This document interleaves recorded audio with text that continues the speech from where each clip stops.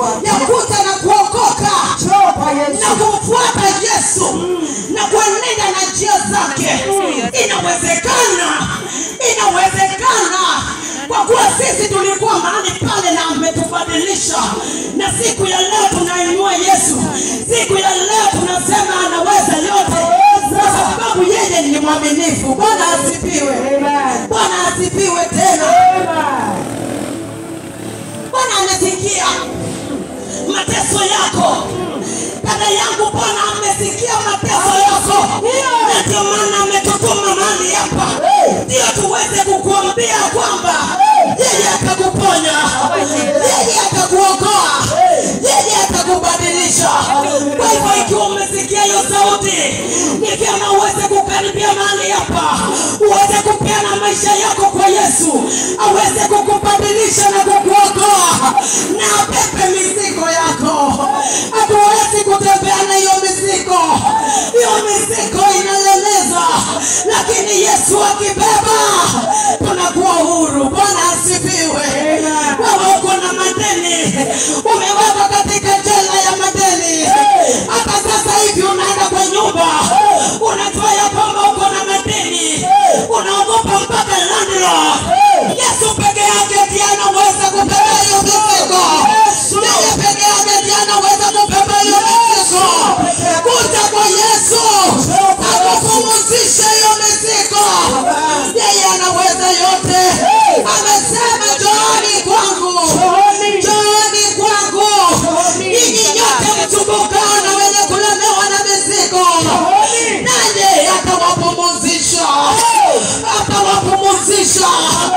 Yote na kuingia hospitali hii na ile ingine, tunaenda kutoka katika jina la Yesu Kristo.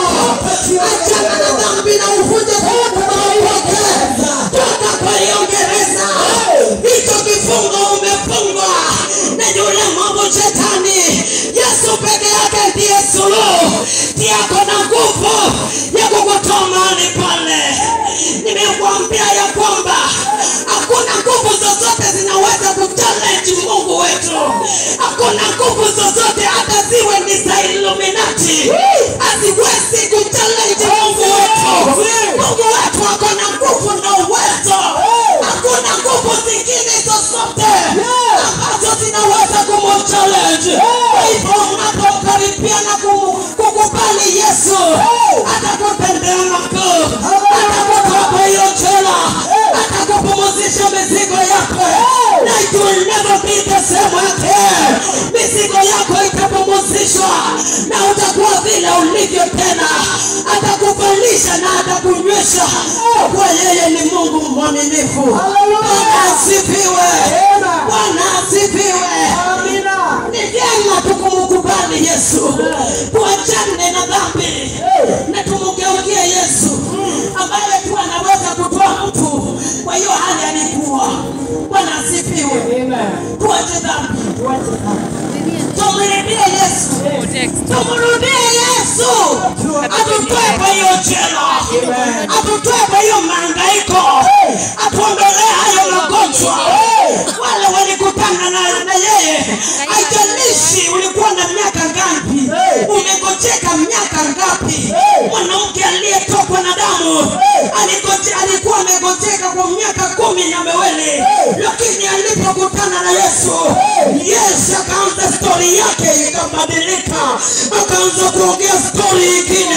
Kwa hivyo ukikutana na Yesu, story ya umasikini inaanza kukuondolea.